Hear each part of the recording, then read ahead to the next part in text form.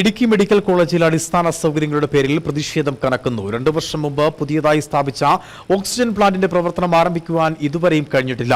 ഈ സാഹചര്യത്തിലാണ് പ്രതിപക്ഷ കക്ഷികൾ ഉൾപ്പെടെ പ്രതിഷേധത്തിനൊരുങ്ങുന്നത്. ഇടുക്കി മെഡിക്കൽ കോളേജിലെ ഓക്സിജൻ പ്ലാന്റ് 10,000 ലിറ്റർ സംഭരണ ശേഷിയുള്ളതാണ്. ഈ പ്ലാന്റ് പ്രവർത്തനം ആരംഭിച്ചാൽ മാത്രമാണ് ICU, കാഷ്വാലിറ്റി വാർഡുകൾ എന്നിവിടങ്ങളിലേക്ക് ഓക്സിജൻ എത്തിക്കുവാൻ കഴിയുക. കോഴിക്കോട് ആസ്ഥാനമായി പ്രവർത്തിക്കുന്ന കമ്പനിയാണ് കരാർ ഏറ്റെടുത്ത് നിർമ്മാണം പൂർത്തിയാക്കിയത്. പ്ലാന്റിൽ ഓക്സിജൻ നിറയ്ക്കുവാൻ വാഹനം എത്തിക്കുവാൻ സൗകര്യമില്ലാത്തതാണ് പ്രതിസന്ധിക്ക് കാരണമായത്. സെപ്റ്റംബറിൽ കമ്പനിയുമായുള്ള കരാർ അവസാനിക്കും. കരാർ അവസാനിച്ചാൽ പ്ലാന്റിൽ ഓക്സിജൻ ഫില്ല് ചെയ്ത് നൽകില്ലെന്ന് കാണിച്ച് സൂപ്രണ്ടിന് കമ്പനി കത്തും നൽകിയിട്ടുണ്ട്. എന്നാൽ റോഡുകളുടെ നിർമ്മാണത്തിനായി ഫണ്ട് അനുവദിച്ചിട്ടുണ്ടെന്നും ടെൻഡർ നടപടികൾ പൂർത്തിയാക്കി നിർമ്മാണം ആരംഭിക്കുമെന്നും മാത്രമാണ് അധികൃതർ നൽകുന്ന വിശദീകരണം.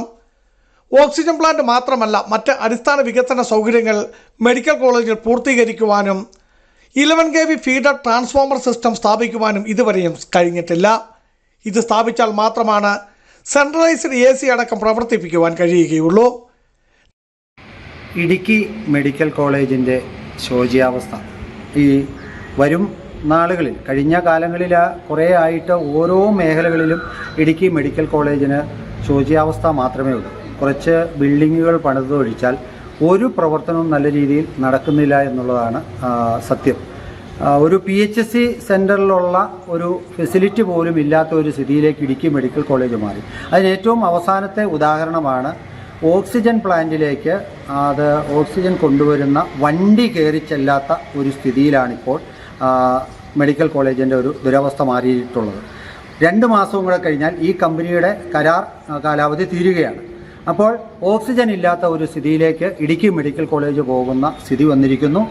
എത്രയും പെട്ടെന്ന് അടിയന്തരമായി സർക്കാർ അതിന് വേണ്ട നടപടികൾ സ്വീകരിച്ച് ഇടുക്കിയുടെ മന്ത്രി റോഷി അഗസ്റ്റിന് എത്രയും പെട്ടെന്ന് അടിയന്തരമായിട്ടുള്ള ഒരു തീരുമാനമെടുത്തില്ലെങ്കിൽ പ്രതിപക്ഷ പാർട്ടികൾ എന്നുള്ള നിലയിൽ ഇന്ത്യൻ നാഷണൽ കോൺഗ്രസും UDF-ഉം അതിശക്തമായ സമരപരിപാടികളുമായി മുന്നോട്ട് പോകുമെന്നാണ് ഈ അവസരത്തിൽ ഞങ്ങൾക്ക് പറയാനുള്ളത്.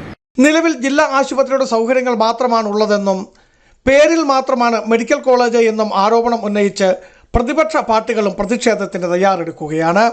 ബിജു വൈശൻ പറമ്പിൽ, ഇടുക്കി വിഷൻ ന്യൂസ്, ഇടുക്കി.